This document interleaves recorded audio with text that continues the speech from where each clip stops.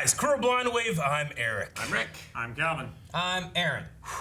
And we're here with the season finale of season 2 of The Mandalorian. I'm excited. Last time on, We had Bill Burr driving, hating stuff, shooting everything in the world. Miggs. Mayfield. That's what I said. That's what he said. Yeah, we had a fantastic episode, The Believer, where we confronted our own beliefs, but now we must confront Moff Gideon. You have something I want. And Dark Troopers. And Dark Troopers. We had a poll last time. Rick! No, I got it. Oh. He's not caught up on stuff. Oh, that's Do you smart. think the Mandalorian and Grogu will be together or separated at the spoilers. end of the season? Mm-hmm. 30% said that you got to keep them separated, Gotta keep them separated. while 69% said together. Together. Nice.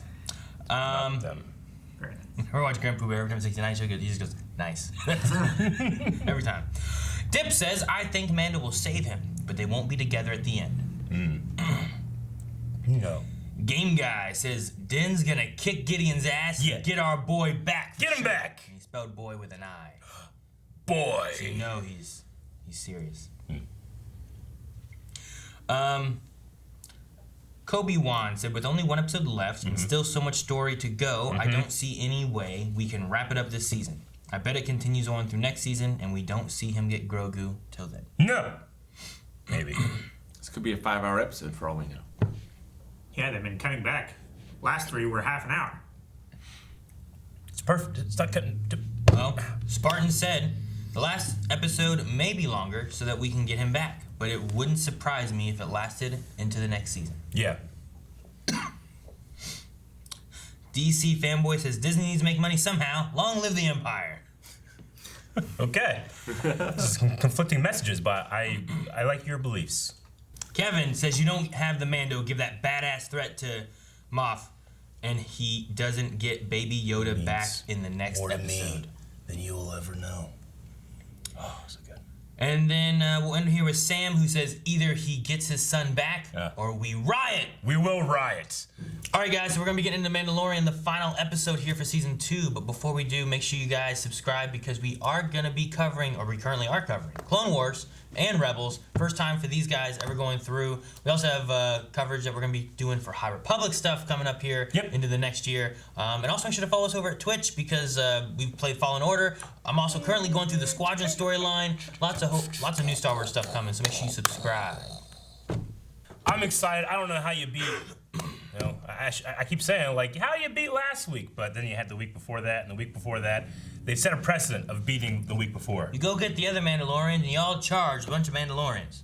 You could do that. It's And possible. Finnick. It is possible. This is guys. This is the final episode, so this is your last chance to see, or at least right for right now, the Clan Mando Blind Wave shirt, which is available over at a store. There's a link down in the description. And we are almost out of stock of the Obi stickers, baby Obi stickers. You want to check those out as well because we literally have like a couple left. So get them while you can, okay? And we are gonna get this episode now. Yes! I thought it was. Fuck.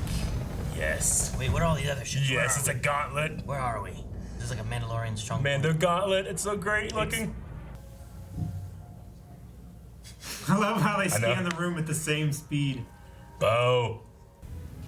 You are not a Mandalorian. Ooh. Never said I was. She recognizes the voice. I didn't know psychics were allowed to talk. This armor belonged to my father. Don't you mean your donor? Careful, princess. I've heard your voice thousands of times. Mine might be the last one you hear. Oh! You not see him? He's a tank! I ship them now. Oh, that's cool. Oh, dang. Oh my god, it's a guy blast off! Get the hell out of there as soon as they clear us to dock.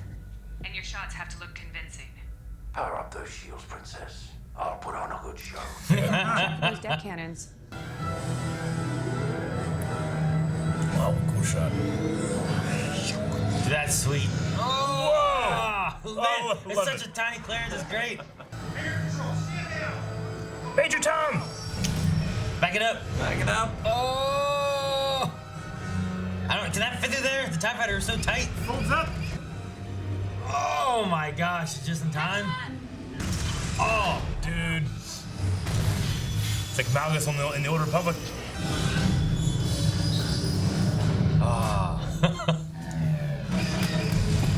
Damn, I love this Slave One. He handles those so easily. Oh my gosh, that's kind of cool and scary. If they close those doors and just retract the bridge. Walking over space. Oh, and they have jetpacks and they come up. And now they. Dude, this all-female team is so badass. Girls do get it done.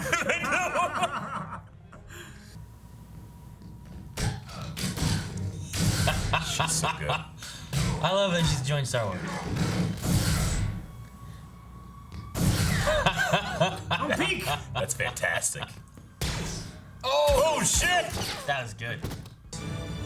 Is that door? Gideon definitely went right to the child, right? Oh Wait, what the fuck? no! Oh My gosh, I shouldn't have shot. Shouldn't have shot. It's some Terminator shit right here. Look at this. Arnold the droid. Oh! Beskar. Oh! Dude, it's going in the back. Damn! Ooh. Oh my gosh. Holy shit. It's just on fire. It's still so going. Terminator. It is. Even the way it moves feels so Terminator-y. Wasted. Oh! Yeah!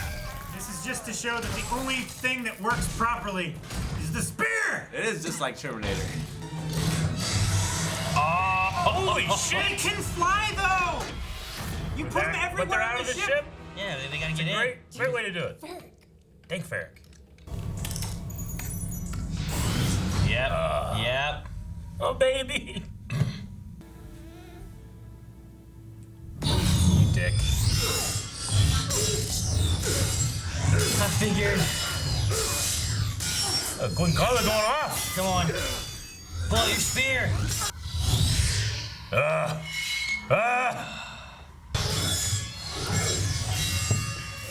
I love the way he's using it.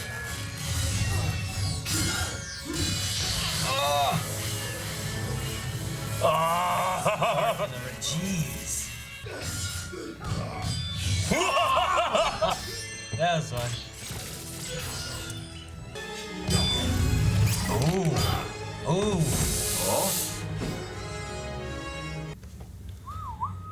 Dark Troopers gonna come back though. I feel like they're coming back. Yeah. They're just flying around out there. Dude, he has the Darksaber! You could claim it right now if you wanted. I'll claim this. He could claim it right now. He won't. He's got the kid. It's yours now. What is? The dark saber. It belongs to you. You gotta get it through Because combat. he fought for it, kind of thing. Yep. Give it a muff, Oh, Gideon. they're coming back. Oh man, one of these guys, man, one. All They right. have the dark saber. Where'd those come from? And a Beskar Did they just spear. show? What the? There's so many. Things were way too easy. There's so many. And they all survive in space except the car. They have RoboCop holsters. Is that where they came from? Yeah, Oh my they do. gosh. Just. Man, start doing punching it. Okay, they're gonna punch it. I don't know what they're Jeez, gonna you do. can see it like spreading out little by little. Is he gonna stick blade through Yeah. and cut their heads off? Alarm. Oh. X-Wing. X-Wing! Oh, what? Ah! One X. Wait, Carson! and X-Wing? Is there a Jedi on that No way. X-Wing? It can't be, right? What? Who goes with one That's what I'm X-Wing? saying. There's no way, is it? He recognizes him! I don't know what to do with my hands. Oh my god! Oh my god, it is! It's Luke Skywalker! He's so scared. Oh my god!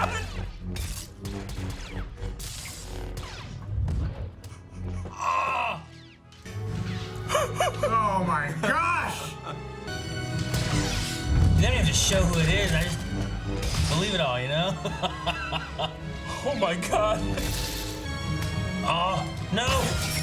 Beskar.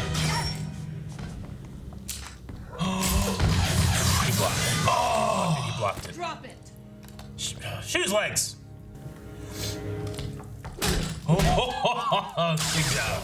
Oh my god. Man, he's fighting dark troopers. Have one of those capsules in his teeth.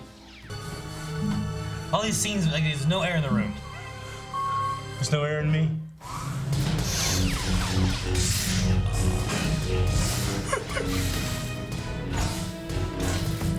Dude, it's his Rogue One moment. Oh, that was so good. Oh my gosh. I like that.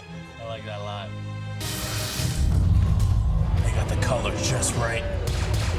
Yeah, the green. Oh my god! Jedi Master Luke! Can't believe they can stop. Wow. Dude, it's like episode 1. Yeah. Whoa. Wow. Whoa, they went there? So Wow. fucking good. Are you a Jedi? I am. You go on. No. That's who you belong with. He's one of your kind.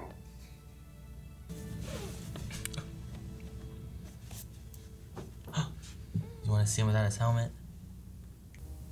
Oh god. He does.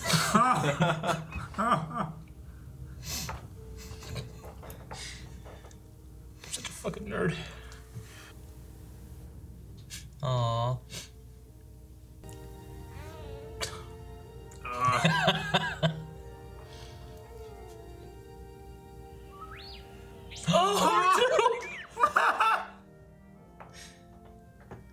Ooh, he likes her too. Oh. May the force be with you.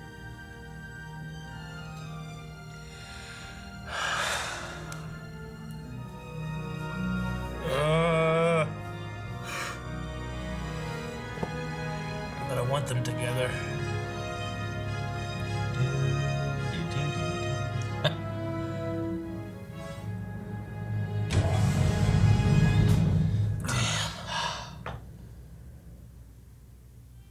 Damn. Man. I love the music there when he was walking out too. So good. They're not together at the end of the season. Some unique. So glad quotes. I was excited crying through that whole thing because I don't think I blinked once. I'm gonna go back to bed. Tatooine, sons of Tatooine. Jabba's What palace. are we doing here? Boba? Boba.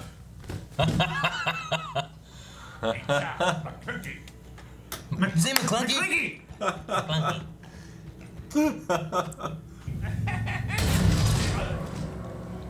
Shit. Is he taking over Jabba's I palace? don't know. Ugh. He's taking Open the over pit. Jabba's palace. Get rid of the body. Spotchka. Botchka. What? He's Why? taking Jabba. I love the little Rancor like arm guard things. What the hell? I don't know. The Book of Boba Fett. Is it a series? Is that a new What's that? show? Coming December 2021. What? Oh my god. Holy shit. I like the episode a lot. I wasn't ready for the Boba ending, and I wasn't really expecting Luke to show up. Even No, expecting Luke to show up, I still wasn't really ready. They nailed his fighting style for me. Like Yeah. I saw, and I think I showed you guys. Like, look at this like fan thing of like Sebastian Stan is like Sure. for like Mandalorian. Like, it'd be cool. Yeah. Yeah.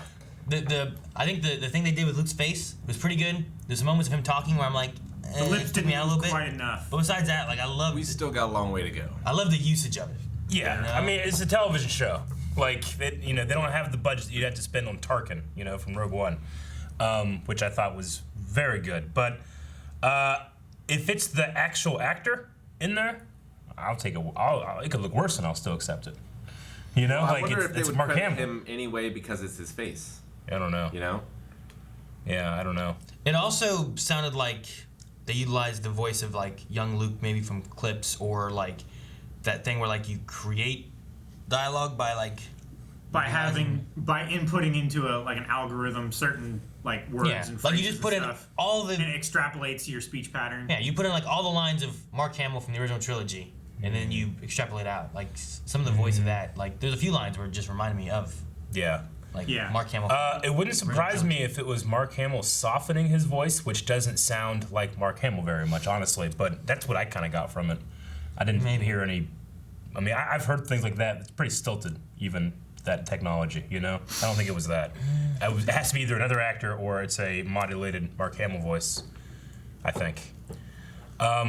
Either way, I mean, yeah, I was affected a little bit by the CG-ness of it, but just the introduction of it, the scope of it, like, I mean, literally, like,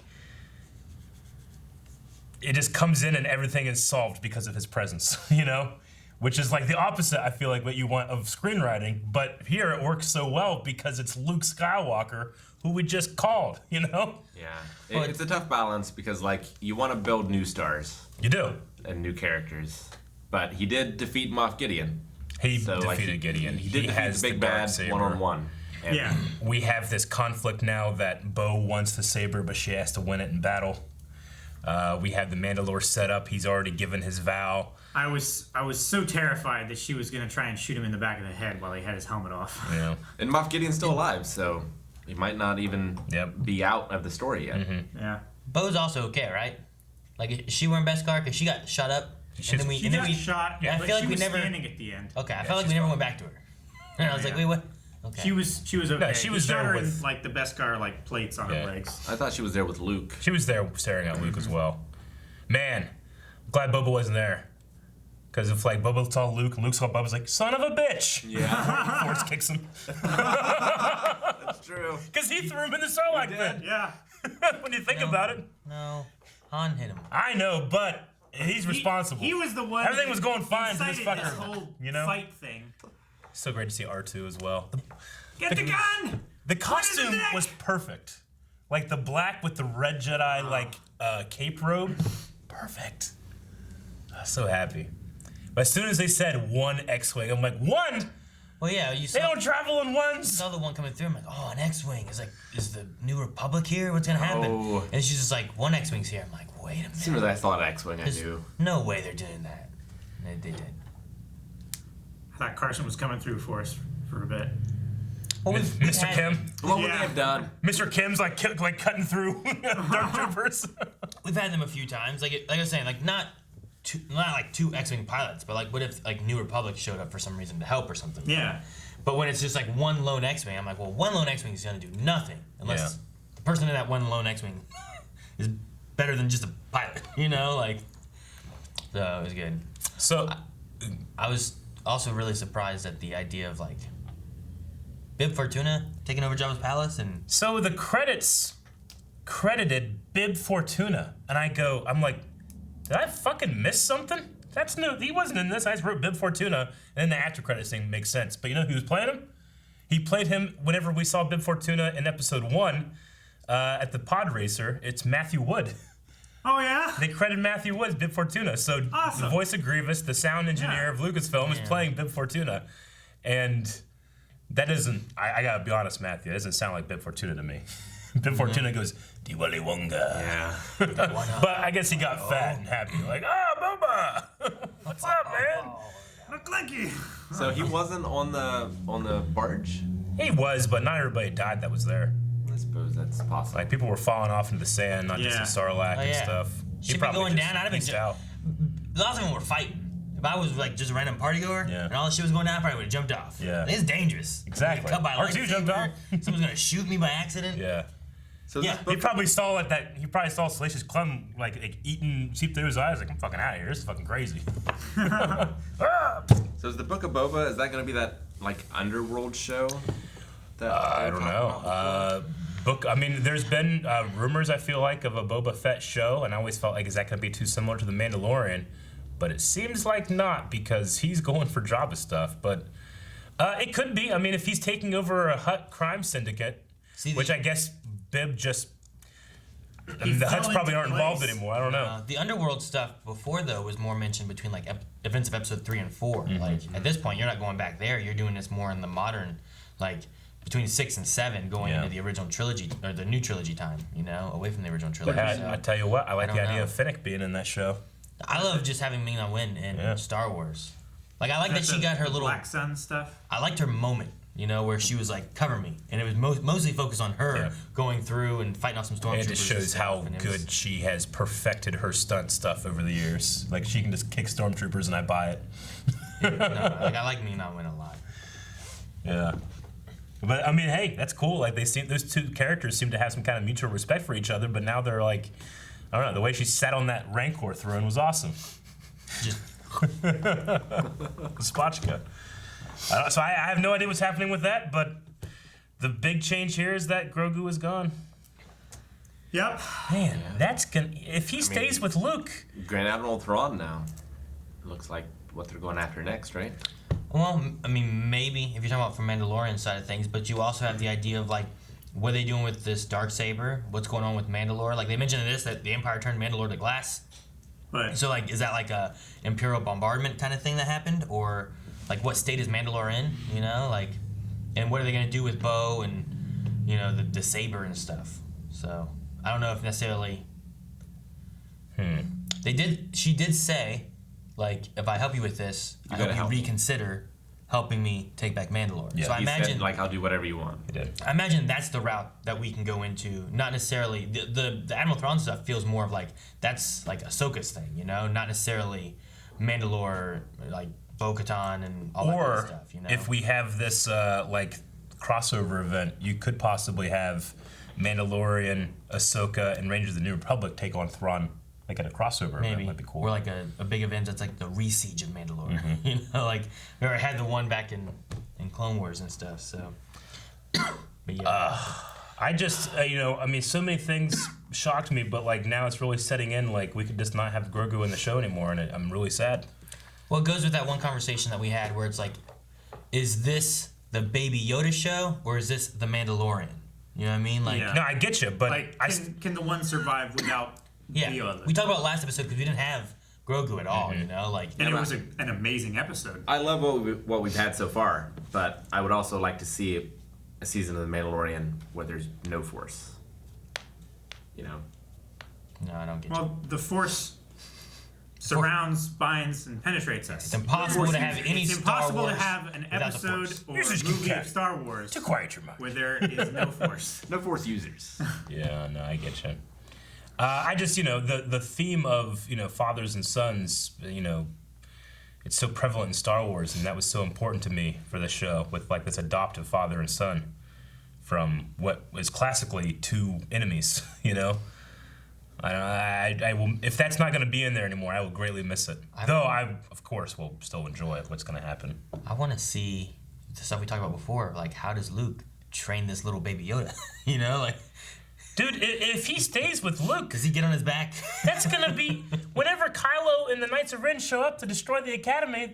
Grogu's gonna be like, "Fuck again, another Jedi purge, another." I mean, that's I'm only 50. that's how long into the future? 20 right? years. So a lot could happen between then and then. Like, I don't know how. Not for that maybe kid. he gets a growth spurt. You know, takes off on his own. He's gonna be like 7 feet tall. No, instead of being like 24 inches, he's like 24 and a half. Yeah, you know, I don't know. I don't think I want to see any of that if it's going to be CG Luke. Maybe if they cast someone as Luke. Well, like Yeah, Sebastian Stan. Honestly, I'm 50-50 in terms of like, I don't think that if that's what they're gonna go with, I think that you're 60% of the way there. Like, it's not great looking to me, Yeah. but it's real hard, no matter how much CG you have, to do that 80s hair. And they probably spent more of their budget on the Dark Troopers than they did his face. Yeah. Probably. Like, if this was the level of how well they can do Luke's face, I mean, I thought Luke's face was amazing in Rise of Skywalker. There was a small CG part of him there when he's training with Leia. But if you're going to do it, I would say either you got to recast or just don't show that much. But in that segment, then it shows hair. That's true. Right, they had those helmets on. They went, Well, then I would have, You know? maybe just get his hood up. I don't know.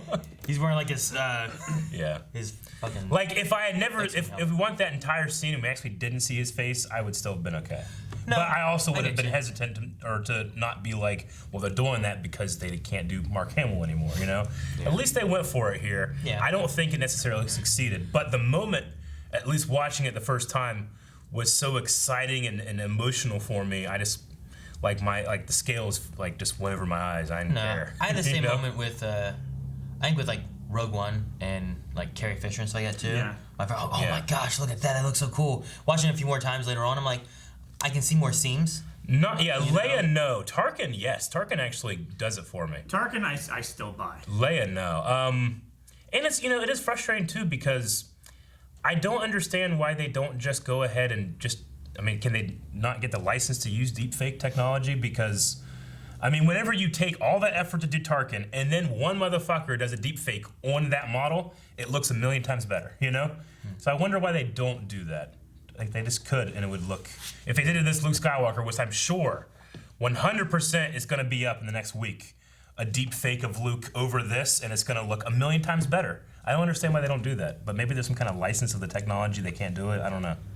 Maybe. Is it licensing of the technology or licensing of maybe recreating someone's likeness? Well, I mean, they already recreated it here, you know? Like, yeah, but what's the difference of like really if good you recreation cast- versus like halfway recreation? if you cast the person and then use digital makeup to change their appearance, Yeah. that's not the same as casting a stunt guy that has the same height and body build Yeah. and then putting Mark Hamill's young face on him. Now, to be clear, the deep fake of, like, let's say Tarkin is only as good as it is because of the digital makeup they did for Tarkin in that. Like, it's not just like the stunt guy's face and then put deep fake over it. They put deep fake over all the work they did to make Tarkin look 90% like as Tarkin. good, you know? So, like, literally, like, if it was just a stunt guy and they did deep fake with Mark Hamill, it's not going to look anywhere as good as if they just take what the work they did here and then do a deep fake on it.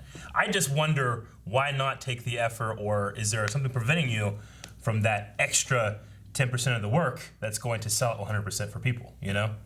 I don't know. Or 99%. It might be that legally they can't open a door that would be difficult to close with reproducing likenesses and I mean, there's already been talk with that, with like, Steve McQueen, right? yeah, doing people that have passed and whatnot too. Like, I don't think it's that issue. And as far as like going back in the past, they've hired people before to be whatever, and then dubbed over them, and they lost their entire voice. They didn't even know they were doing that. You know, like, Yeah. I don't know. It might be more into the technology. Like, maybe whoever created deepfake, like the people that are making the other ones, aren't necessarily doing it for profit. Maybe they're doing it for just fun or something, like testing or something. So maybe Ghost Rider, when you do it in something more like this, it might be something where it's like we want this much for you to do it. Like, that's too much. I'm not gonna do that. I don't know. Either way, though, I look forward to watching in a week when someone has done it and it looks a million times better. But that being said, They could always do a like special edition of this, right? Fix it later. I suppose, yeah. Fix it in I think post. Disney should not be above doing special editions. George wasn't, you know. Hey, they already took out Gene's guy in that one Yeah. episode. That's Yeah. a special edition of that episode right there, you know. Yeah. it's not a special edition. It is. Hey, you know what? They didn't go back and take out the stormtrooper hitting his head. Yeah. They could have done that. Anyway, the likeness of It was good. a 5-year older Return of the Jedi Luke was probably the weakest part of the episode, but Luke's inclusion into the story is like one of the strongest parts of the episode for me. So that was very I mean, with having the episode emotional. called "The Rescue," like you're like, oh man, it's these guys, and they do that a lot. All these episodes called like The Believer and stuff. It's like, oh, they talking about Mandalorian believing in, you know, being a Mandalorian in the way, and then they flip it and it's like, oh, maybe it's Mayfield talking about him, what he believes in and stuff. Like this one here, The Rescue. Yeah. You have your Mandalorian group coming in to save and rescue Grogu. Yeah. But really, they need rescued. You know, Yeah. like the rescue was Luke coming in and rescuing them all from these Dark Troopers, which were 3rd generation Dark Troopers.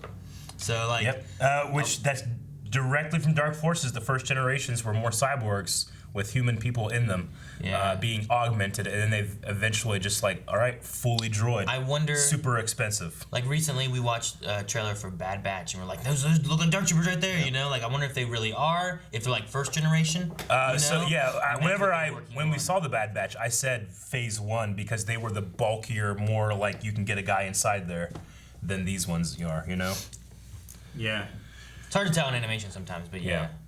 If I can go downstairs and get you the Phase 1 Dark Trooper action figure, and it will look 100% like the one we saw in the Bad Batch. Is there a chance we still get Shadow Troopers? Because he did get the blood. did Is get it the blood. possible he transmitted the blood off? I'm still convinced that might be connected with Snoke or Palpatine. He also got captured. So He did. I don't know if the blood's already in use. I don't know if they need him in order to finish it. Because I figure he wouldn't have kept it on the ship. He probably would have sent it to a research station. Could it have gone to Or Grand he was just Admiral saying Thrawn? that to get Mando to turn his back. Nah. And he was waiting on Pershing to actually extract the blood properly. Grogu was so tired, though.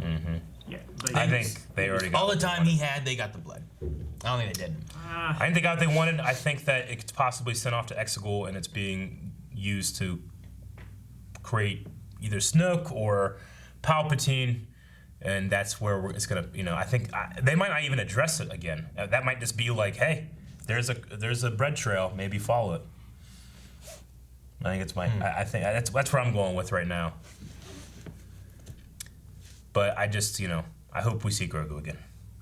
I'm so sad that, and obviously, there's so many great big moments, but Den taking off his helmet was For Grogu. so emotional in front of everybody. He didn't even think about it. Yeah. In front of the stranger Jedi, these Yeah. other Mandos. Well, there's other Mandos that were giving him shit about it. Yeah. Yeah. Well, yeah. If the armor was there, she might be like, "What are you doing, man?" But she wasn't there. I'm curious still on like Boba Fett stuff because the information Boba Fett gave, about Mandalorians, but then you had Bo, and I guess maybe because of the clone thing, Yeah. it's like, well, you're not a Mandalorian. It's like, well, I'm the son of my father who was a Mandalorian. It's like, yeah, but you're not. You're just a clone, Yeah. Like, so whenever they're talking about like maybe so is that the discrepancy of like he's a Mandalorian, he's not a Mandalorian? It's because Boba is a clone and not like an actual. Yeah, son of a I think it was. Mandalorian, Well, after the Siege of Mandalore, everything that happens, I mean, the clones are seen as liberators and then conquerors and then Mandalorians destroyed. I think it's more of a commentary on how she feels about clones other than like another type of Mandalorian. No, yeah. But like, if you clone a Mandalorian, is that clone then Mandalorian? Like, is it more of like a clonist kind of viewpoint?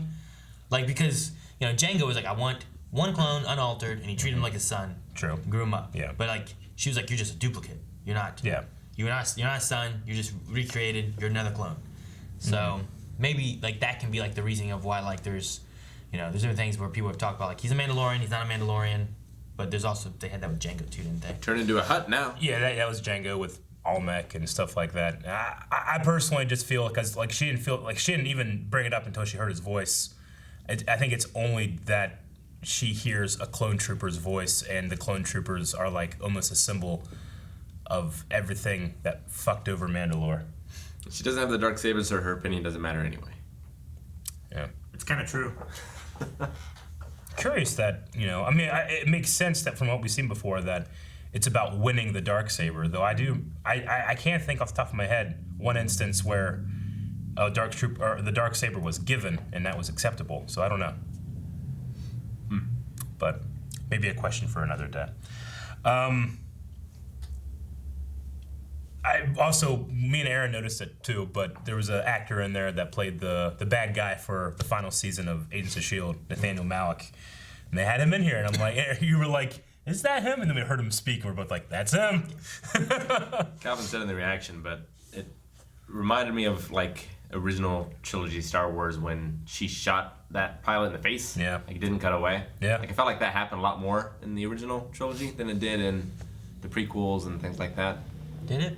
Just that level of violence, I didn't get that quite so much from the other ones, and maybe because it was less practical stuff in the newer ones. But Yeah. I don't know, something about that shot just. brought me back to- the only thing I suppose like the squibs on the original trilogy literally like exploded off the chests of people. Yeah. Is that what you mean? Yeah. Because like Vader was mutilated and burned alive in Episode 3. I don't think it's more violent than that. I mean, that's the only PG-13 Star Wars.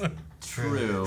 Though, to your point, I guess you're CG, saying, yeah. well, it's not. It was completely prosthetic that they did. In the original trilogy, like in A New Hope, the only thing I can think of is the stormtroopers that get shot, and then the Greedo. Greedo getting shot. But besides that, you have Aunt Beru and Uncle Owen, I guess. But you don't see it. You just see the bones. Yeah, I would put Aunt Beru Uncle Owen up there with like that level of, though we don't actually see it. Like with Anakin, we just watch it happen. And And the arm getting cut off. and I had to push back when you're going, well, CG. I'm like, you're spitting in the face of Hayden Christensen 14 hours of makeup in that makeup.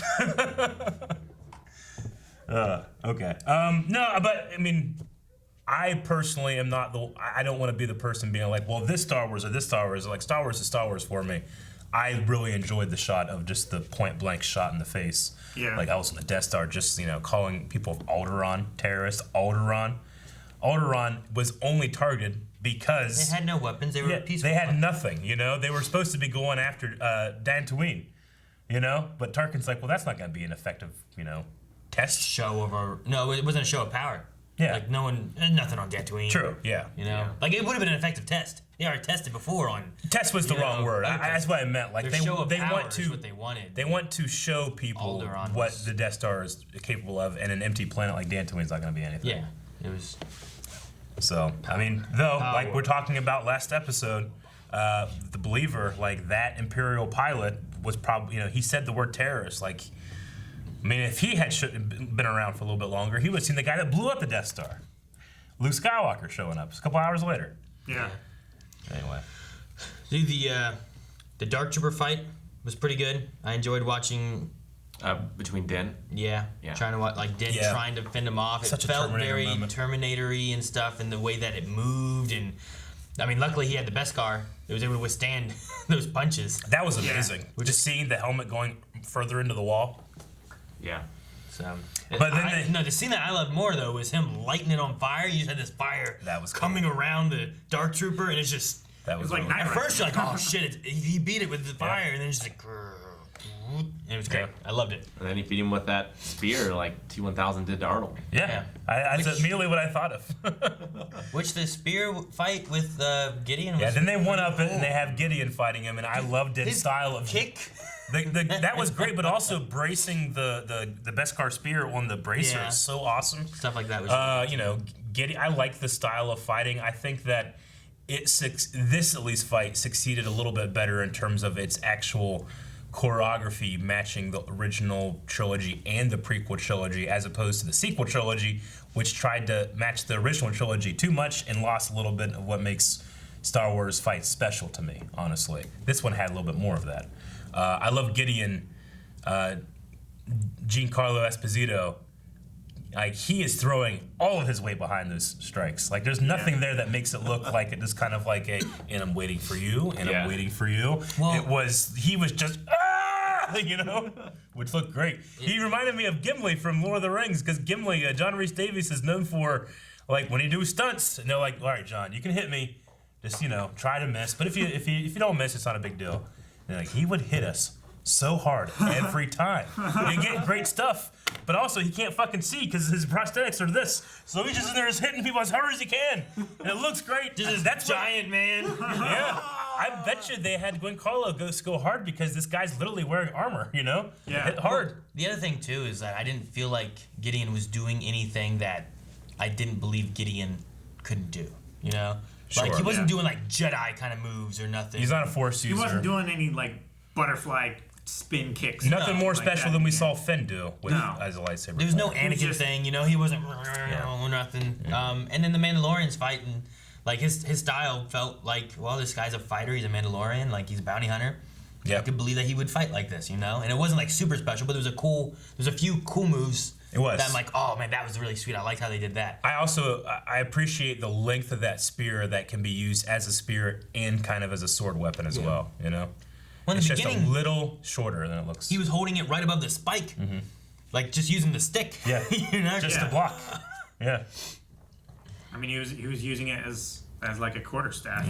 But I imagine maybe that was because like he was trying to take him in alive, kind of thing. Yeah. Yeah. And I really like Moff's line at the end of that too. It was like, "You're taking me alive? This will be interesting." Yeah. It makes me think even more Yeah. that like his story's not done. Yeah. Oh, I yeah. agree. And his just glee and like, okay, I was beaten, but Bo-Katan didn't win. So happy. Why don't you strike him down now? Yeah. She can't do that. I love him like on the ground, like looking up, like gleefully, like ha ha. So if her words in any way affected Mando's like creed and beliefs, do you think he'll be able to affect hers with like gifting the saber? I don't know. They have to resolve that somehow. Maybe they can agree to certain terms. It's not like to the death, but like to a limit. She doesn't seem like the most flexible. How would you feel if Din became like a Mandalore? Like Abe or control it. Huh? The great Mandalore. So like Mandalore was like the leader of the Mandalorians. Oh, okay. He was the leader of a people. I got So there's Mandalore the planet, but there's also like Mandalore the Great or Yeah. Mandalore the Wise or they had like usually like little titles after him. Sure. Like if the idea of like the Darksaber is to grant the throne for Mandalore, like in a theory you could have him being like Mandalore, which Mandalore the Forceful. KOTOR went into that with like Canderous and stuff too, and like I'm trying to think like, would I rather that be the case? Would it be better for it to be like Bo, who also was The sister of the Duchess. sister of Duchess Satine, or I mean, the Mandalorians, depending on their beliefs, they follow the strong. So if they have a legitimate battle and Mando wins, I'm for it. If Boba wins, I'm for it. If Bo wins, I'm for it. Boba wins? Boba. Boba's a Mandalorian. I feel like you started misspoken. You're like, fuck it. If he wins, sure. It's exactly what happened, and I was right. You were right. Boba fought Casca to a draw. I don't think he could take Bo. Casca? Yeah, Sasha Banks' character. Oh, I see. No, I don't know. Whenever he comes to power scaling, stuff like that, it'll break down if we talk about it. It's whatever the story demands. He's got experience. He's got a lot of tricks up his sleeve. He definitely has weight advantage. Definitely.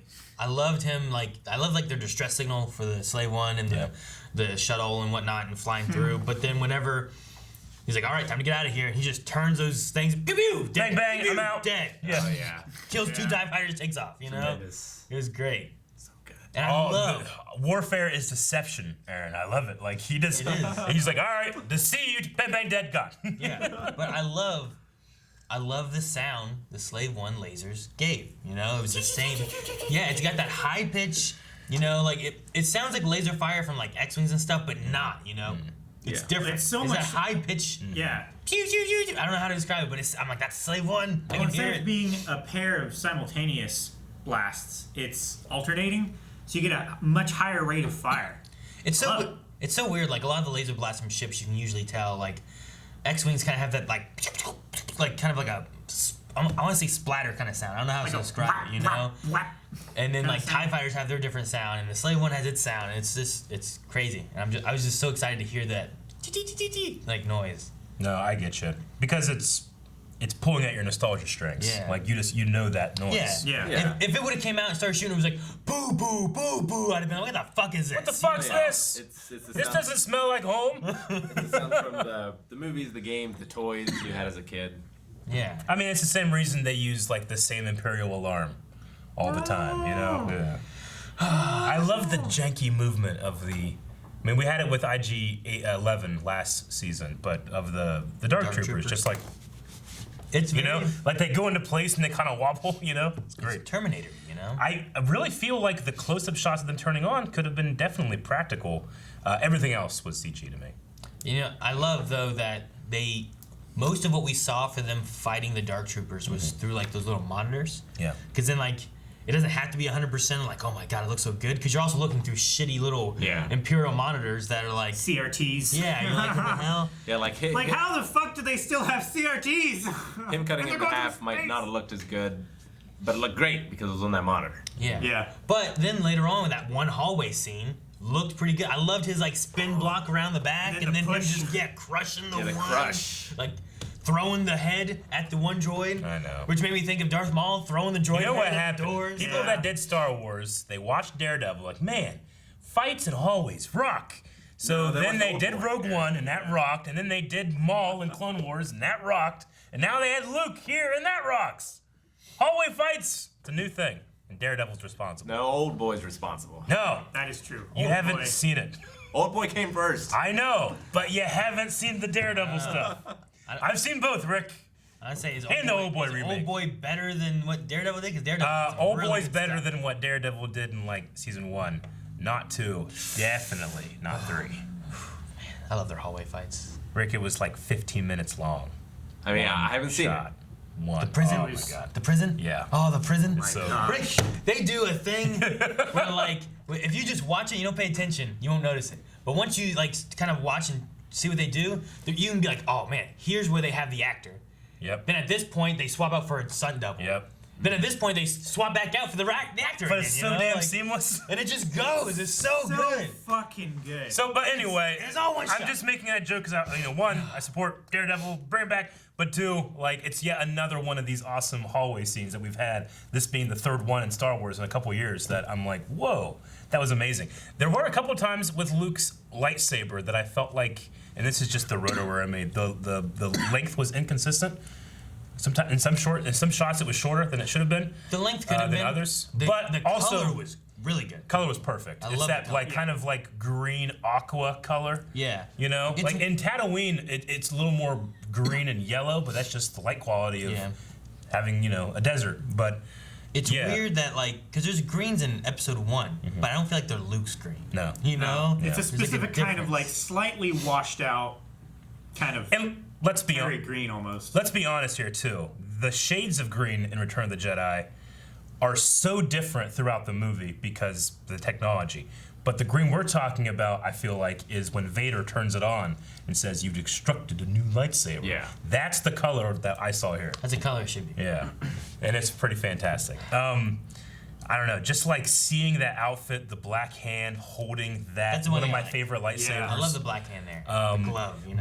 But sometimes in stunts and like newer versions of the series, when they do lightsabers, they kind of give the actors props that are a little shorter, just to make them a little safer, so that when they are swinging these around, there's even less likely a chance they're going to hit something. But I find that sometimes the roto artists, they are more they liberal. they don't get it up to the arm length. And it was maybe there's a couple of shots where I feel like it's only like this long. The one really far away shot where Yeah. he's standing in a junction of hallways and 4 dark troopers come in and he kills them. It definitely felt much shorter there. Yeah. Maybe he just adjusted the blade length. Yeah, maybe he went non-lethal. Yeah, you, I don't you know. don't have that. You don't have that point that you can see where to go. So like in a few shots, they might have gone maybe a little too far even, but maybe you don't notice that as much as when it's really short. I mean, well, a few of the shots where he's not fighting, it's straight up the light up prop too, which is, I think all of them to a point were light up except for a couple times. But that's the best thing about modern Star Wars is having you only have to do the effect of interactive lighting, you just have it, That's so great. But yeah, there's a couple of times where the saber I felt was a little tiny bit shorter. The very end when he was taking him to the elevator, Yeah. the music there was so good because it had like this fanfare kind of feel, but it was also the Mandalorian theme. Yeah. And it was really cool. Like I like the way they did it. And Din just had his helmet off in front of everybody, just not afraid to show his face and that emotion, It's so different from when we first met him. I wonder if we when he pick was up getting that dude, the blue from dude. there. Yeah, or if there's a time skip. Yeah, like do we just go from here and then see them take off or something? Because we already had a time skip, I guess, and after credits. You mean Because is- Finnick was on the bridge, and Yeah, now yeah. she's in Tatooine, But But how much? Is it Yeah. like years or is it? is that in the future after we do some Mandalore shit, or is that like Boba comes, picks him up, and that's the first place they go? Is Din just with Bo and on her ship now because he has no ship? Still has no ship. I don't know. Well, where does Pershing go after this then? Probably the New Republic, because Dune, Kara said about he would be. Well, I guess Gideon's the one who said no. The pilot. Nathaniel, whatever that pilot's name was. So Yeah. the Republic would want him a lot. So they have Gideon and they have Pershing that they can give the New Republic. But I'm curious on Gideon's mention of the blood to bring order. Like that literally could be pushing into the idea of Palpatine for the newer trilogy. Yeah. Or could it be pushing into his idea of could you be going to Shadow Troopers and these Shadow Troopers will be stronger, thus we can get order. Maybe you can go that I'm way. definitely curious about exploring more with Pershing because I feel like with every single time we see him, he is a reluctant bad guy. I mean, he helped him here, He helped right? him clearly here. I think that it's very similar to Galen Erso and the scientists responsible for the Death Star. That they don't have a choice. They did not want to do this. Yeah. So hopefully we can maybe dive into that more with. I would like some to other see stuff. more of Pershing to Yeah. more figure him out. Yeah. Because it does feel like I want to be the one to do this because I am not going to, be a bad guy and be doing this. Like, I'm going to do it right and cause as little damage as I can. Well, even whenever Din came in and took Grogu in the first season, he was like trying to protect. I felt like he was like, "Be careful with him," Like it wasn't more about like Gideon when he thought he was gonna lose, was gonna just shoot him. Yeah. But when the Dark Troopers coming in, he's like, "You're all gonna be dead except for me and the child." Yeah. So. And maybe it's not this show, but I feel like showing a Jedi against Dark Troopers here, and like obviously he's one of the most amazing Jedis that ever lived, if not the most. But like if you have Shadow Troopers like facing off against Ahsoka or something. Yeah. Or Shadow Troopers facing off against Mandalorians. You know, like that might be. Stormtroopers here seem to be no problem for Finnick, Dune, Bo. Stormtroopers are to Sasha Mandalorians Banks. as Dark Troopers are to Jedi. It would have been real fucked if Just they mow through them. if they made him out of Beskar though. Yeah, true. But I mean, Beskar armor is harder to find, right? That's the deal we got. Yeah. From. So I don't know. Like, could that be? But we know that the helps? Empire was taking it too, and branding it. Yeah. So. Is that something we can do to balance the power? Is that something we deal with on Mandalore?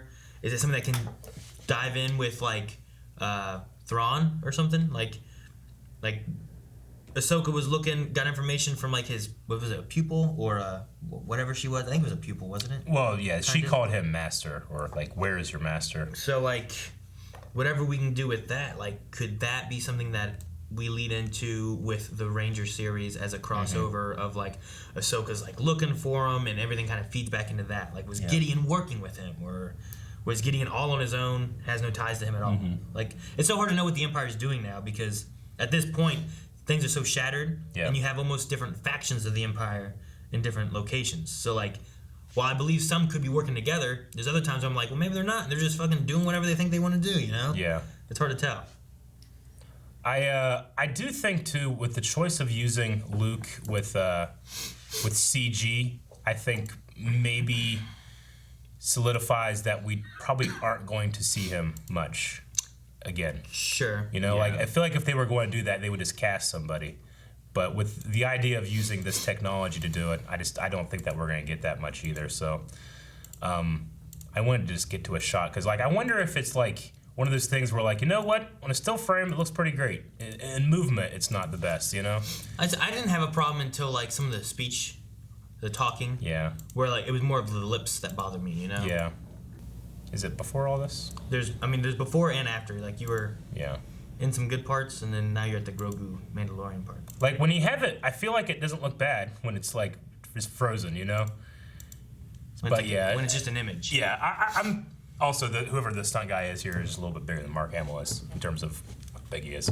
But this is also a few years after he's been working out. I suppose he's been at the Jedi gym. He's not some malnourished kid from Tatooine anymore. Yeah.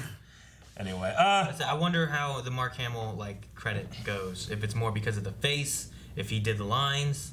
Like, I don't feel like it's his body. I don't feel like that's his hands. Are you a Jedi? I am. Yeah, I don't know. The voice. It feels sounds like like they're putting it through something, because it sounds like kind of a little echoey and It far sounds. off. I think it's Mark Hamill modulated. It could Personally. be. Like, it feels so much like lines I feel like he said from original trilogy almost. To me. It could be. Was there a using- specific phrase or something like that you're thinking of? There was, well, I mean, the I am, and then there was something else later on that I was like, that feels like a line that was used in the original trilogy. Obviously said like, "May the Force be with you." I think that might have been one of them where I was like, man, that feels like Yeah. Yeah. almost I like don't know. original trilogy, like Luke saying this. But Maybe it's like, It- I'm a Jedi like my father before me. But it could be, Mark. Maybe who's if it's alternate takes or something. Like, there was nothing in it that I feel like I'm pretty good at recognizing that's No, exactly. I don't from think it's there. exactly the line. Yeah. I definitely think they did something with Okay. it. But Maybe they had like an AI listen to lines so that they could like help the modulation, but maybe a lot of it was manual. Okay. I think that looks pretty good there. I as think far it as looks it's pretty still- good. Like, If There's it a little looks bit- like a Photoshop to me, but Yeah, I mean, I can tell there's a it's little not. bit yeah. of a light difference between like his face and his neck, which is a little bit weird. Like, it doesn't look like his head is lined up with his neck, Yeah. It looks like it's a little bit too far to the right. But Does look better than those guys in that Sony press conference, though. Yeah, those guys were so fake. Oh my gosh. All right, well, I say we jump into some Q&As. And I didn't want to say, actually, before, because you guys mentioned the Razor Crest. It's been a funny gag that I'm like, no, I bought a vintage of the Razor Crest. But a lot of people have taken that to heart. Not for me, but like people that did buy it and are now pissed off that they have a ship that has been blown up, coming on pre-order. And I want to be like, guys, the first one of these that you all bought was Jabba's sail barge. Yeah. It was 5 minutes in the movie, then blew up. We've had more Razor Crest than we've had the Millennium Falcon. So you'll be okay. I'm just trying to have a funny gag, not necessarily I'm very upset and I'm up in one of like my refund or something. Yeah, but I've I'm seen not people upset. actually have that and I'm like, that's ridiculous. So I just want to clear the air there because, like I said, the Jabba sail barge literally blew up 5 minutes into the movie. All right, let's open up the Q&As here. So many. Dang it. So many. All right, we'll start with Imperial Rebel, who says, did that just happen? Did Luke and Mandalorian really just happen? Yes. Am I on Spice? You might. You might also be on Spice, might be. but it did happen. Yes. Jaden says, what are your thoughts on CGI Luke, and what do you think it compares to Leia and Tarkin? I think we've exhausted the topic. Plenty. A lot of people just complete in shock. Tom Coram says, do you think we see Grogu at all in Season 3? I'm curious how the Darksaber drama will go down. Wow, what an amazing finale.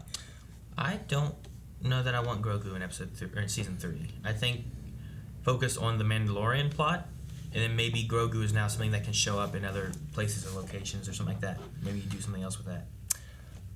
Yeah, I don't know. I mean, he said, like, this isn't good, we'll see each other again. So, He said, I'll see you again. yeah. I mean, there's part of me, too, that's, like, just so excited by the idea that Luke Skywalker and Ahsoka Tano were separated by 3 episodes in this series, and Yeah. there's so much they could talk about, like, I imagine, we had to have Grogu, I don't think they realized how big Grogu was going to be when they were making Season 1. I think they did realize it here, and now that this is happening, I don't know what the right story decision is, but I feel like the company decision is, you fucking keep him in it, Because I sell some toys and shit, Maybe, like I so said, I don't know. You could switch him to another show, You could have him involved somewhere else, and not necessarily in The Mandalorian, too. Like, that could always be a possibility. Yeah, maybe. I'm definitely open and willing to be proven wrong, but I just feel like that central theme of those two together will be missed if it's not in Season 3. But hopefully, I'm wrong. I kind of hope that he's not in Season 3. I think the idea of an attack on Mandalore and trying to take back Mandalore as a whole could work really well, and you don't have to worry about Grogu being in danger or anything if he's with Luke while a possible war or something could be going on, Yeah.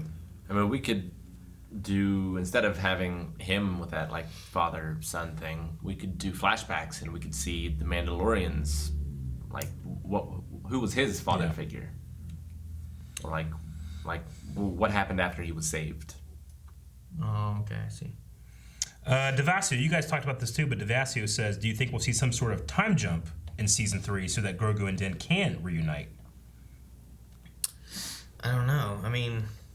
I feel like no, because I feel like there's too many things left on the table right now. Like the Darksaber, Mandalore. Bo, whatever she's going to do. Yeah, Bo and do her they stuff. fight? Like, if we jump too far in the future, then it's like, okay, well. Then all that stuff is past or hasn't happened. I feel like it would be less than a year. A really if there long is time. one. Alex says, so many things to unpack from this amazing finale. My question is, what do you guys make of the end credit scene? Will Boba be a crime boss like Jabba, or maybe even make a bigger name for himself than he had as a bounty hunter? Oh my God, Luke! Maybe he could take over some crime stuff, or at least take over the Hutts, like Jabba's stuff. Maybe he talked to Bo and she was like, we're more than just bounty hunters. And he's like, all right, motherfucker, I'm gonna be something else then. Fine, I'm gonna hire. Lord Boba Fett. What's their retirement plan? I don't know. I don't think most of them make it to that age. That's the thing. Like, for a lot of bounty hunters, they probably die before they reach a point where they're rich enough to retire and live the lifestyle in which they've become accustomed. Yeah. Like, is there a point where if you're good enough, you get that one last giant bounty that pays dividends, to let you live that life, or do you come up with something else? You probably got. I assume they all shared the bounty when it came to capturing Moff Gideon and Dr. Pershing. Maybe. Yeah. Because, like they said, that it's double now because you got him alive. Yeah, I don't know what the direction they're going to go. These Gamorrean guards are not fat enough, I'll tell you that. Yeah. That's true. They just used the same ones that were the fighters, and it didn't work. Fucking, that guy's been eating all the food. Yeah, Bib Fortuna. Bib, yeah. Yeah. That guy's been eating all the food. He definitely has. I feel like this girl back here is the same one of the special edition 3 dancers that like sing in the background. Which one? This girl back here, because at this point you can see she has like a red hair thing. What's interesting is the head She looks tails similar. on this Twi'lek are much firmer, I feel like, than what they normally are. Like it's Yeah. almost like it's like if you have hair and you spray it so that it's like nice and like stays. Whereas usually I feel like they kind of hang a little bit more. Like I'm picturing like the Twi'lek dancer that fell into the Rancor pit. Ula, yeah. Like they move a lot more, you know? This one at least matches last season's with what was her name? Sharp teeth lady with the knife that killed Davin. I can't remember her name. It's probably like boobs, right? Yep, say no Some that more. are firmer, I get it. Some that are floppy. It just happens. And age has to do with that sometimes. Sure. Yeah, but Maybe Ula they hang a little lower. Ula wasn't that old. You don't know how they age. Aaron's bald spot. So they were bouncy. Aaron's bald spot. Do you guys think Ben Solo killed Grogu when he turned, or somehow he survived? I'm calling that he survived another Jedi Purge. R2 saved it. He's got to have survivor's guilt and like PTSD or something. He really R2 does. hollowed out his memory core like they did in the droids arc in Clone Wars. Yeah. Grogu's still in there. And then you can like shoot him like the lightsaber. Well, I mean, so you're asking that question, but we never you never had the question of like, well, what happens? Like, was Ahsoka involved in that? Did she ever find Luke? Was she killed during that time too? Was there, like, maybe Grogu was one of the Knights of Ren? No. What? Do you think he's like that one guy from He's like a the little axe. Bounty Hunters episode where No, he had growth spurt. He's like piloting the suit? Yep. Oh yeah. That would So be you're great. thinking he's just inside R2 and gets out of there. He's riding in there. Yeah. I don't know. The only thing we know about Ahsoka is that we can hear her voice at the end of 9, but that doesn't necessarily mean she's dead. I suppose it doesn't have to. I mean, Luke went out to Leia. He wasn't dead. She heard it, Vader and Luke did that too. Yep. Yeah. Ben. It's right after that, or before that. Do you think they all had to like join a conference call or something? Father. No, Rick. They don't have Zoom in Star Wars. the Force just records everyone talking in case it needs to use it. That's not how the Force works. It'd be awesome if like Quinlan Vos was there too. He's like, "Hey Ray, you can do it, yeah," because he kind of has that voice. Yeah. Yeah. All right. Is he like, shoot, what's his name from Metallica? Yeah. Yeah. Or that one like fish Jedi. His name like I'm gonna die or whatever. Oh, he was a Weequay. He's the same as these guys, right? No, he wasn't a Weequay. What did they call him again? Nikto. That guy. Yeah. Not that guy. That guy. Nikto. Yeah. Master gonna die? I'm a gonna die. Yeah. Yeah. Dip says, better see that baby again. I'm gonna be pissed. What would you say to a series where we just watched Luke train young Jedi? Then you gotta recast or perfect that technology. The younglings. Honestly, I think even with the perfect version of that technology, it doesn't emote well. I think you need to have real eyes, real face to emote. Although to be fair, the Mandalorian and Grogu connection, I felt strongly. I never saw his face. True. No, I get you. But I don't think they're gonna put a mask on Luke, Balling. and I don't think he's gonna look like Yoda. Balling, Rick! What's weird is that it's off-putting almost for him to take off his mask at this point, and like at the end, I'm like, I almost feel weird that he's showing his face. But Really? I think it's because like it's like a naked thing, right? It's like he feels naked without it, and like I'm supposed to feel that way because he also feels that way, but he's willing to do it for Grogu. Yeah, That's how I much he definitely cares felt about that last episode. I definitely. But I didn't feel any uncomfortableness here. Like, this was such an intimate. No, yeah, moment. I get that. Yeah.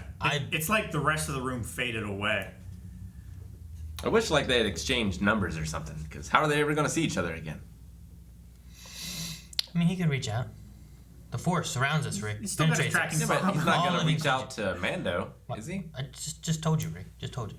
The Force reaches out, penetrates, combines. All that stuff happens. Combines. Yeah. How do you think Han came back and helped Luke destroy the Death Star? You think it was his conscience? No. It was the Force willing him. You're saying he was mind tricked? No, I'm saying the Force guided him to the correct answer that he was supposed to. So Sejin Kim makes a good point, actually. Which he says, I actually really like the decision to do CGI Luke instead of casting someone because it makes the exchange feel less focused on Luke and more on Din giving up his kid.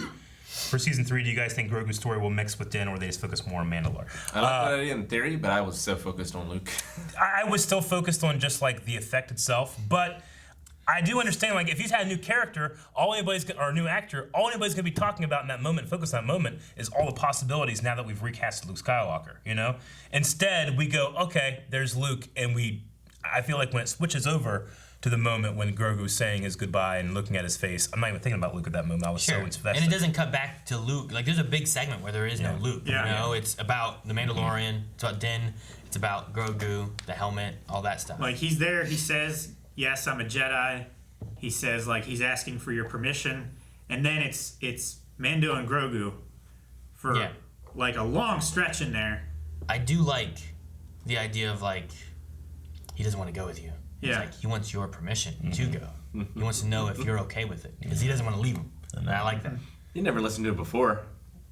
He's always taking that ball and eating those eggs. He would listen. What do you mean? What? He listened. No. Yeah. He listened a couple times. You listen to him over anyone else. Every time he said Grogu, Bo. Rob Hall said, blown away by the whole episode. The only thing I was disappointed with was the lack of concept art over the end credits. Dank Farrick, where are my pretty pictures? Son of a mud. What was it? Mud Runner? Yeah, they've. The thing that Kara said, I can't remember right now, but it's been said like twice in this season. They're trying to make these curses a thing, I guess. I don't know. Nothing beats Carabas, though. You need Carabas more. Carabas! Probably a lot dirtier word than Dank Farrick. You have Dank Farrick, you have Carabas, you got Poodoo. Poodoo's a great one. I love Poodoo. Still want to understand how her gun jammed. Huh? I'm very curious about that. Like, it doesn't bother me, but I'm curious as like the physics of the gun and how. So there are inner workings of the gun, right? Yeah. How can that not jam? It's Well, super advanced technology. Sure, but it's Well, like, also what- not. It's also like, you know, like Star Wars is a lived-in, broken down. Like, that's a piece of shit ship, and it breaks all the time. You know, it's the same thing. but like even it's with the usually an technology. expelled projectile casing that is jamming, right? Yeah. And there's So nothing- we have to say that in whatever technology they use to charge, and because Din's gun went out of ammo last episode, you know, and it's a laser. How does that happen? So that lost charge then. So some kind of internal mechanism in that gun that causes it to fire jammed. That's not a huge stretch for me. It's probably just like a leftover lingo from previous military ages. Yeah. Where like, Well, it's not even that, too, because there are ammo capacity. Whatever she did to fix it, she went and undid that. So. It jiggled out, whatever it is. But like, Maybe it's a thing less about like feeding like a cartridge or a power cell or something like that. Maybe it's about a cooling element. Maybe like it temporarily affixes like a MOSFET or something to the plasma emitter. Well- and then after each shot, like it switches it out so that can cool while the next one cools. Maybe. I don't it's know. possible. I mean, the same thing with like when you play Battlefront 2 and you can shoot, and then your gun needs to like cool down, and if you hit the right time, you vent it. Yeah. Like whatever's venting opens, whenever it closes, maybe it doesn't close properly, and now you're trying to get that fixed. I can see a few ways of things jamming, you know. There's also As a far as- precedent of like Chewie's bowcaster actually firing small superheated projectiles. Yeah. Well, there's that could, like a heavy gun like that could do. what it I as well. thought the Dark Troopers have. I think they call them like I said slug. It might be slag throwers. which is like a shotgun style, which isn't all lasers. It's based on like a projectile that's shooting off as well. It's firing like superheated, like rock almost, like slag. Right. So I mean, something like that too. Like I could see those jamming. So it's not necessarily even that it's a lingo from an old time. Like I still see like maybe it's just a lingo that's concurrent with like when your gun doesn't want to work, but it should work. It's a jam. Yeah. You know, and that's just something that they had. So when it was shooting Din on the ground, should it have been like spalling more rather than just reflecting? I don't know. I mean, they looked like a shotgun kind of style, so that's what I thought of. They might not have been, but that's what I thought of initially. It's funny because at one point, whenever it was just one holding what obviously looks like a two-handed gun with one hand, I thought of RoboCop because he has that giant, huge gun, and I went, RoboCop. And then later you were like, where'd that gun come from? I'm like, I don't know. Well, literally, it's the RoboCop leg gun. I was confused because like they didn't have them, and then they just like. I'm like, did it come out of their arm or what happened? But then later on, they put him back on like a leg holster. I was like, Yeah, it's not quite RoboCop where his thigh actually comes apart. Yeah, they just have a gun holster fits on the inside. Like that was like a surface mount. But that's how they pull it. I was like, where the hell does this gun come from? How would you guys feel? I just kind of thought of this. Like, you know, we have Luke here with this, you know, CG effect. If they did continue the story of Grogu and Luke, I would not mind an animated series of that. And then you could just have Luke there. You don't have to worry about recasting the actor. You just have the voice. You just voice I could him see and that stuff. as well. And that could play in from here. That way you're not bothering recasting in terms of the actual face they brought performance. Bo-Katan from animation, right? Yeah. The other way. The other thing it I helps feel like too. Grogu could go to animation pretty easy. The other thing it helps too is that if you want to grow Grogu, right? Grogu. Like he gets older, like you don't have to keep making different puppets for different stages of growth. You do that in an animation thing, and then once he's done growing, you make the new puppet or whatever, and now you have that for the live action one. So it actually might not be a bad idea. You can show time passing, not have to make a whole bunch of different like puppets and stuff and resources for that, and you just show it in the animation stuff. But how long is that going to be? How many seasons of that show is it going to be? Well, I don't know, and I also don't know like I said, like with kids, like they're little. Then they have growth spurts and stuff too. Yeah. In like their short period of time. Like when does that happen for a Yoda species? Yeah. Like he's 50 now, he's still kind of babyish. Like is he? Does like, he start growing in the next? 8-year-old human equivalent? Yeah, like in the next 20 years, does he really start to get growing or something? You know, like I don't know how they work. Or does it take him 100 years before he reaches like some kind of maturity or something? I don't know. Well, if we do by a factor of 10, which if Yoda was like 90 human years, then they should mature around like he's a 5-year-old now, then, right? Is that what you're saying? Yeah, just you know, just saying it like that.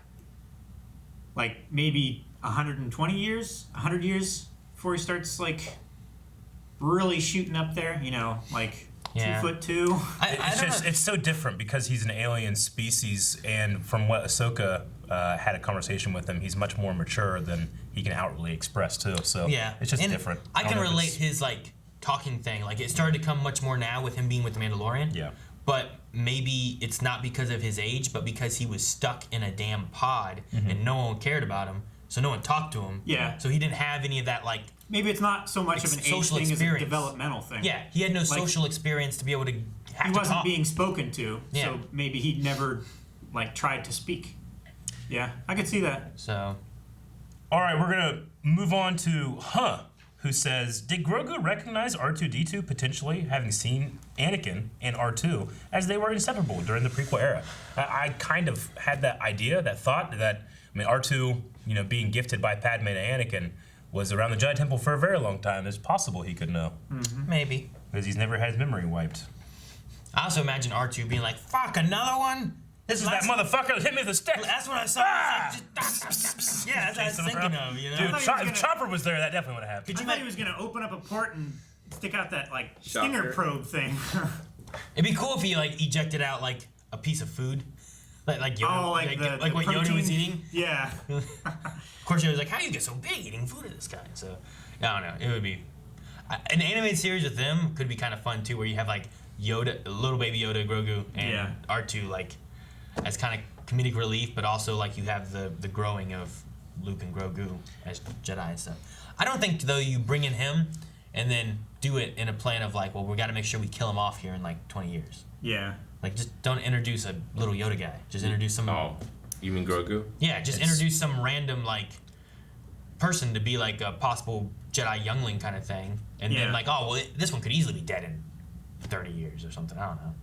I mean, it's Instead of a species we know they live like a Wookiee and Yoda, we know to live long lives. Maybe you should be like those frogs that only live like 10 years. They just mature really quickly and pass on their progeny. Maybe it's like, oh yeah, be a Jedi and burn a candle at both ends and you're dead long before the second Jedi purge. Or maybe they create an alternate timeline. It would be cool to have an animated series though, where like you go in and you get to see Grogu and you get to see like other younglings and stuff that Luke's training and trying to start a Jedi temple and everything, like all the events before. Grogu's just a bully and steals all their snacks. You're making a mess. He's just jumping around, swinging and shit, eating eggs. Boba Skywalker says... Pissing off Ben. That's why he turns. Boba Skywalker says, no words, only tears. It's crazy how emotional it felt with characters that you never really... like. One's a puppet, one you never see their face, you know? Like, yeah. Kiyoshi says, what do you guys think will be Mando's new purpose? He doesn't seem to want what Bo wants. So how is the transition of power going to happen? So, I mean, he's doing this because this is payback for helping save the child, but moving forward without the idea of being with the kid, like, is the Mandalore stuff going to be something he actually cares about? Or is it just like what Boba's doing right now, or did for the last couple episodes, which is just he's paying back a favor. And like as soon as he like, all right, we're square, I'm gonna kill this fat guy and take his power, you know? Like he went and just did something kind of shitty, you know? Like we don't know what Boba wants, but it seems Boba just took power. What does, you know, it's an important question to ask because we want our main character to care about what's happening. Right now, it's just a debt. Sure. But in the first season, we also had him like with heavy ties to like a clan, to the Mandalorian clan that he was in, and you know the idea of not taking off my helmet and all this other stuff. Like maybe he's changed a little bit more now to where like he cares more. Yeah. You know, it's not so much of like I can take you in cold or I can take you in hot. You know, like that kind of stuff. Like maybe he wants to fall back in with like the Mandalorian, like not necessarily the way, but because his covert, like they're all gone. He can't like find him or anything anymore. Maybe he's trying to find like the real cause. Sure. That is his calling. You know? Maybe he just keeps adopting new kids. I don't know about that one. And like he saves them, adopts them, hands them off to someone else, gets the next one. I don't know about that. Over and over again. I feel like before he actually like started caring for Grogu, he was like a burden because he just had him running around in the pod with him rather than he was like a briefcase handcuffed to his wrist rather than well in fact like the first time he brings him back to the armor he calls him the enemy, you know, like he definitely turned around on that. He also could maybe just work with like Dune and New Republic stuff more or something, you know, like maybe he doesn't necessarily be like working with Mandalorians so much, but right now with him having the black saber or the dark saber, I mean, like there's got to be something with Mandalore and the people and almost a debt, right, that he owes to Bo. Yeah. Whether he has to lead the people or she does, we'll have to see how that falls in the line. But so he helps her take back Mandalore by leading the Mandalorians. I mean, at least bring the darksaber back to the people, right? I mean, like, that was a thing that they believe in as like what leads them and stuff. So like, you know, like in terms of like what is his motivation, the biggest thing I can think of is just like he can be the one that helps bring the Children of the Watch into the fold. Because right now, the way Bo was acting to him in the beginning of this, she was really dismissive of his beliefs, and I don't think the Children of Watch would appreciate that. But he can be like, I can bring you these guys, you know, and these guys are badass. Especially if he has a darksaber, right? Like that could definitely be a thing that kind of brings things together. Like maybe the Children of the Watch are like, we won't follow you, but we'll follow him. And I wonder if they'll go into the history of how Gideon got the saber? Because like he talks about how like Bo-Katan had the saber, and you have to win it through combat. So like, did he fight her then and got it? Did I mean, she's clearly still alive. Or well, yeah, no. Yeah, but like, it's not to the death. Like Gideon was defeated, and he said that Din owned the dark That's saber. true, but I don't think Gideon would have offered the same mercy. Well, sure, but it doesn't mean like you're defeated and now you either get mercy or you get killed. It could be you've been defeated, you've lost a saber, but you retreat and escape. You know, like you could have something like that. Live to fight another day and hope to reclaim it again. I wonder if we get like, Calvin like a situation like the Elder Wand, where it's like, well, technically if there was gonna be like a technically situation. I beat you not over the dark saber, but I beat you here. Thus, I get it. You know?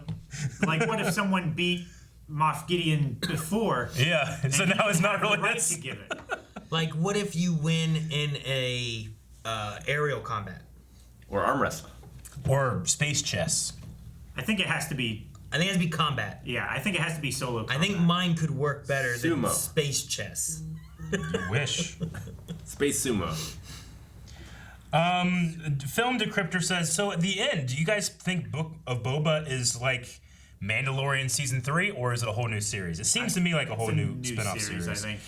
There is a part of me, especially now that Grogu's not there and we don't have that father-son thing, that what will a Boba Fett and a Mandalorian series going concurrently, how do they differ from each other? You know, I feel like they're very, very similar. So. I feel like Boba is going to be looking for, like I said before, a retirement plan. Like he's probably going to be looking to consolidate and be more stationary than just wandering the galaxy trying to kill and capture people. I don't know. I think Din is going to be more the going after the hero's call. You know. I didn't think about it, but you could have where the Book of Boba. I mean, maybe that could be more of the sequel to Mandalorian, and maybe you don't have Mandalorian season 3 coming out right away, and you have more ties with like what's going on with Ahsoka, what's going on with the new Ranger thing, like that kind of starts leading more of the storylines and stuff of what we have and how things intertwine. Yeah. Versus just a Mandalorian season 3 and a Book of Boba and an Ahsoka and a Ranger, and Rogue Squadron, you know, like all these things happening, like. Or you take a break and you come back to that later, you know? Imperial Rebel is correct. I didn't do this, but I don't know if it necessarily counts. He says, I'm going to be very disappointed if Eric didn't say thank you, Santa. That I end did. card. Calvin did, but I will point out that I've only ever said thank you, Santa, when it says this Christmas, not when it says December. So Yeah. I'm still good. Or perhaps holiday. If it's a show and it's running through December, Yep. unless it's like 2 episodes, it's probably going to be over Christmas. So I count it. Well, it might not be on Christmas. This one was in December. Yeah, but it ended before Christmas. It did, but it was in December. That's why I'm saying if it starts in December and it has more than 2 episodes, the show will be running over top of Christmas. Americo Saavedra says, I can't believe season 2 is over already. I know. It was one surprise after another. What was the moment that surprised you the most this season? I think Surprised me? I think it was this episode's X-Wing thing. Whenever people were like, which Jedi do you think it is? I mean, honestly, Luke Skywalker was at the top of my list. Because I don't think it's Mace. I think that's a little, that kind of takes away from episode 3. I don't think it's Cal Kestis, because I don't think that they lock in that Cal could still be out there and alive when they're making stuff about his earlier life in a game. And I don't think it's the other one that we're not going to talk about because of spoilers possibly. But so Luke was at my top of my game, but it was still a surprise. Him taking off his helmet in the Bill Burr Yeah. thing, I think, was probably Your biggest the most. surprise?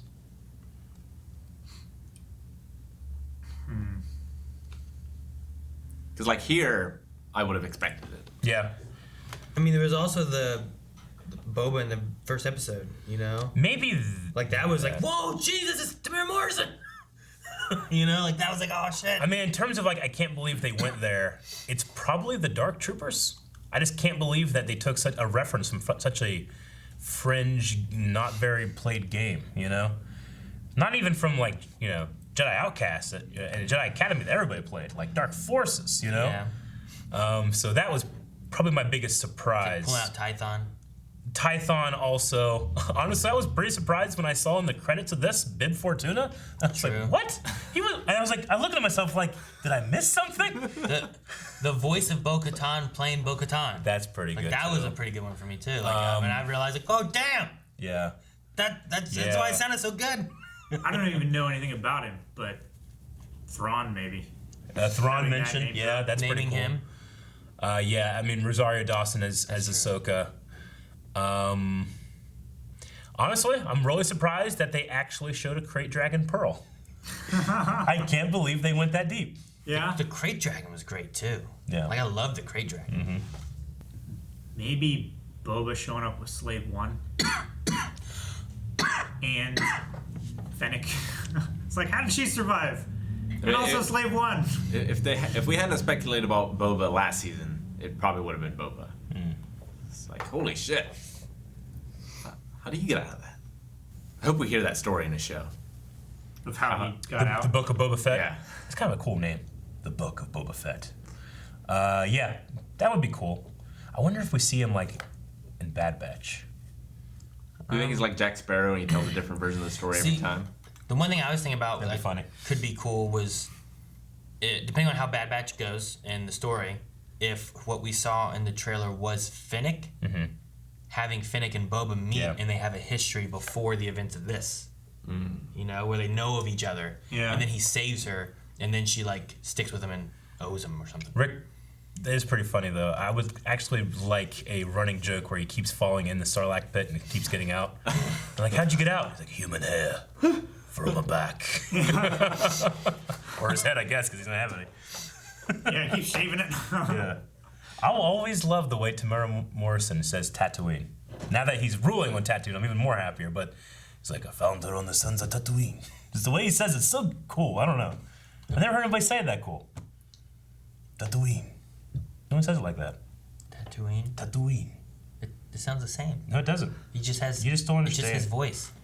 It'd be like Tatooine. I don't want your armor. Tatooine. Tatooine. I want Tatooine. my Tatooine. armor. Tatooine. Tatooine. It's different. I'm sorry not you the can't same. hear it. I'm sorry you can't hear it, but it's so different. Lemus says, what's one other thing you wish you got to see Luke say/react to in that final scene? Mine is, it would be funny if Bubba was on the ship too, and they kind of looked at each other, and Luke's like, Bubba's like, and he force kicks him. How would you see that? You could tell. He's taking off his mask. Yeah, no problem him taking off you his do mask. Yeah, he probably would be there without his mask on. Everybody else was, except for Den, and then he wasn't. I mean, you guys talked about, like, the conversations Ahsoka and Luke could have. I've always thought about, like, Ahsoka could tell Luke how Anakin lived. Luke could tell Ahsoka how Anakin died. Yeah. I think that'd be amazing. Yeah, that would be good. Oh, we didn't mention, too, because Matthew Kiley said, do you guys think the planet that we saw Bo-Katan on is Mandalore? I don't believe so, but we did see a Gauntlet ship in live action, and it was amazing. It's the one ship I've said that people were like, what ship do you want to see come into live action? And we got it, so that was awesome. But no, that like industrial planet did not seem like it was meant to be Mandalore for me. But then they didn't use it. Yeah, I don't think it was Mandalore. It looked like... I don't imagine Bo going back to Mandalore until she can take Mandalore, right? Probably not. Unless she's trying to build up a resistance effort or something like that, if there's anyone left there. But I'm saying, like, the way they talk about it seems like you can't live there. It's made of glass, this and that. Like, That planet just seemed like the planet from the Droids arc, where it was a bunch of like gas and like stuff like that. It seemed like they were just harvesting it from under the crust before it like got in the atmosphere. you mean the one with like the Rhydonium and Yeah. Gregor and all that kind of stuff? It seemed like that planet. And I gotta say, we've seen a lot of crash landings in Star Wars, but this one was one of my favorite. Where they're going in. Oh, that was awesome. I didn't think they were gonna get the wings up in time. Yeah, they just cleared the bow. No, that was great. That really reminded me of Deceived, the Old Republic thing when Malgus and the Sith break into the Jedi Temple. Kind of reminded me of that. I'm just trying to look here.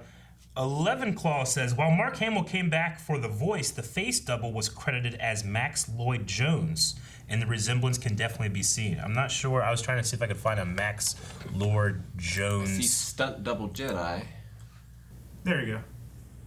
Double for Jedi. Yeah, double for Jedi Max Lloyd Jones. Maybe so. Do they? So yeah, 11 Claw says face double was credited as. So I mean, maybe they had someone that could resemble him that they didn't put the digital makeup on. I don't know. There was still something off about it. But whoever did the stunt fighting, I loved the choreography using the two-handed style for Luke, which was fantastic. It didn't quite have that like Mark Hamill draggy leg style that he likes to do, Well, where he kind of like drags his foot as he's fighting. But it was when he was first entering the hallway, Yeah. and he was doing the block Yeah. behind the backstrike slash, and then he would switch. Oh wow, yeah, that looks pretty good Yeah, not too bad. for Max.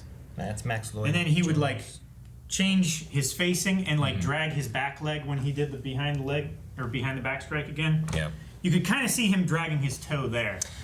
You know, I kept expecting that female Imperial officer that's with Gideon to have some kind of fight scene, because I saw a picture of her, like just normally, what she looks like. She is jacked. She's huge, you know? You can't She's always see very, it. like- You can't see it under the Imperial outfit, but like she's like stunt woman fighter extraordinaire. But they didn't use her in any kind of like fight scene. I wonder if we'll see Katie her O'Brien. again. Maybe it was her. I'm not sure, but yeah. That's We didn't the get anything comms like that officer. this time. Christopher Enrique says he never gave his name, but do you think Cara Dune is familiar with the story of Luke Skywalker and puts two and two together on who that was?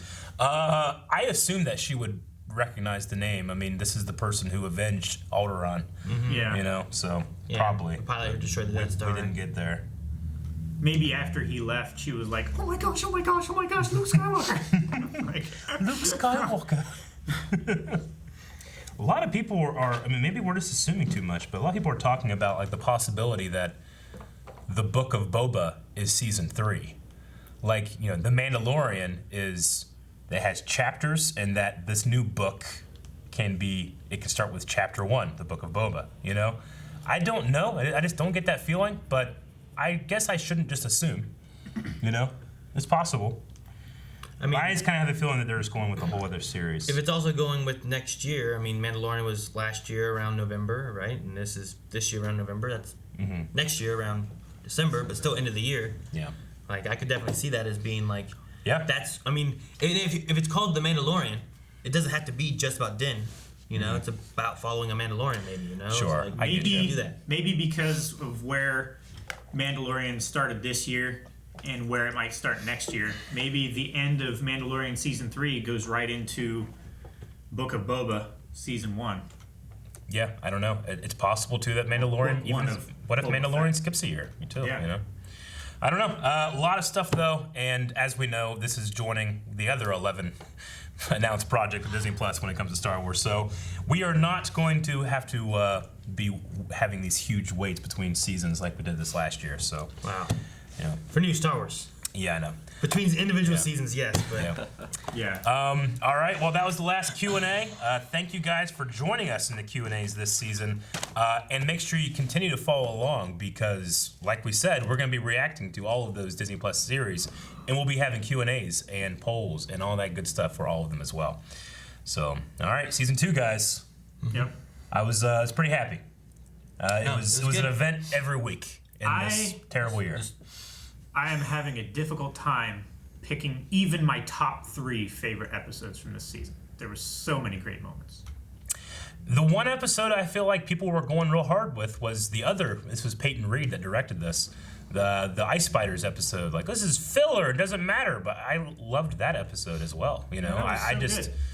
and that was the episode where he kept eating all the eggs. You know, like it's just so funny and it was also building. I don't know. It was just the trouble they hit on their way too, you know? Yeah. Like, it wasn't like filler wise, it was just like, well, we got to get It's to not here. like How do it's we- not like they put their issues on pause and went Yeah. shopping or something And like it's, that. I mean, it's exactly like when they're trying to get away from the Star Destroyers into Bespin, and this big giant slug ate us. You know, like shit happens. No, yeah. I was thinking the same thing. It's like they didn't leave to go to the Rebel Alliance. They left to go find Leia, right? To go to Alderaan. Then things happened. Eventually, they found the Rebel Alliance, and then they destroyed the Death Star. You know, like it was the adventure they went on. That's what he did. He was on his way to one place. Shit happened. You got to keep going. You know. So. Any other special moments or shout outs for this season that you guys wanted to give? I do want to say, one of my biggest surprises was how well I thought Bill Burr did at that scene at the table when he's talking with the what was his name, Valen Hess. That scene, like I was super surprised by the level of acting that he brought to it, and not just comedy. Another surprise I had is I don't think I've ever thought of a time where I was gonna have an epic fanfare for Imperial TIE fighters showing up and killing. They're here! Yay! Pew pew pew pew! We're saved! Like it was just a crazy moment to have that. Other than like Empire an Day. episode of Rebels. Yeah, Empire Day. I'm Empire Day. Yeah. I'm looking forward because next year I've told my family that we're gonna watch through Star Wars. So like our movie nights on Friday are gonna turn to watching Star Wars. I'm gonna go through everything chronological, which I'm looking forward to April 10th, 2022 when we finish. Yeah. You'll have so much more by then. It'll be 2023 before you end. We're doing movies and we're doing Clone Wars, and I have them like in little segments of like we'll watch these like 4 episodes and these episodes and stuff, and Rebels and all that. So it's. And then Mandalorian's in there too, but it's gonna be a while. Honestly, the best thing that Mandalorian did for me and my fandom was tell everyone that Star Wars expanded stuff, the Clone Wars and background information, like that's not invalid anymore. You know, Yeah. like It's so many not people are like, well, secondary. that's just a cartoon. I shouldn't have to care about the cartoon to enjoy Star Wars. And Mandalorian is like, you probably should. And by the way, just scroll down and click because it's right there on Disney Plus. You know, so it's a great business decision for him. But two, I just love that so many people are discovering the Clone Wars and Rebels right now. And those 2 series are like on the top trending right now, and I love it. Yeah, a lot of people are trying to go back in and catch back up now. So And for those of you who don't know, we're doing both of those shows right now. Yes, we're still releasing reactions to the Clone Wars, though we have finished, and we are also releasing reactions, which posted today, of Star Wars Rebels, and that's going to be continuing on for a while, hopefully leading us right into the next Star Wars project is going to be. Yeah. All right, well. Did we do a poll? What was your favorite episode? Are you... No, never mind. I was going to make some kind of poll about how do you feel about Bib Fortuna being fat, but he's dead. He's dead. So poll for the final episode here that we can look forward to next time when we convene, whenever that's going to be. The poll is going to be, who do you want to use the Darksaber as what wields its power over Mandalorians? Do you want it to be Bo-Katan? Do you want it to be Din Djarin? Do you want it to be Boba Fett? To be Boba Fett? Do you want it to be Koska Reeves, or do you want it to be Saxon? I'm still pulling. We'll have an other option You as can well. have someone else, yeah. Yeah, we'll have someone else, but I like the idea of it possibly being Din, if only to unite Mandalore because of his connection both to these guys, to Boba, and to the Children of the Watch. Well, and on top of that, he also has a connection now to Jedi. The Jedi. Where Mandalorians had to war with the Jedi, and they weren't necessarily friends with them. You know, like that kind of like unites all fronts. Yeah. So, I'm picking Din. I'm picking Moff Gideon. Gideon. Because Ooh. I want to still see that actor in this show. Damn it, Rick. All right, Calvin. Why? Is that worth it? It was so short. You should have waited for him to at least say, I think it should be. I know, but I was just trying to, we've done it a couple times this season. It might be funny for it to be the final one. Yeah, get a voice. No, go ahead. We don't have to do that. Calvin? You should have an answer by now, though. Frog titties. Frog titties will wield the Darksaber. I can't. I really should not have. That was my surprise, is that we used the frog titties as I forgot about it a till now. phrase. That's the biggest surprise. See you guys next time. Guys, thank you very much for checking out this reaction to Star Wars The Mandalorian and for checking out the entire season. The Star Wars train is not done, though. We're continuing with Rebels. Aaron is playing Squadrons on Monday over at twitch.tv/blindwave. So good. And there's always going to be new stuff, including possibly some talk about Star Wars: The High Republic next month. So subscribe, and we'll see you later. Bye.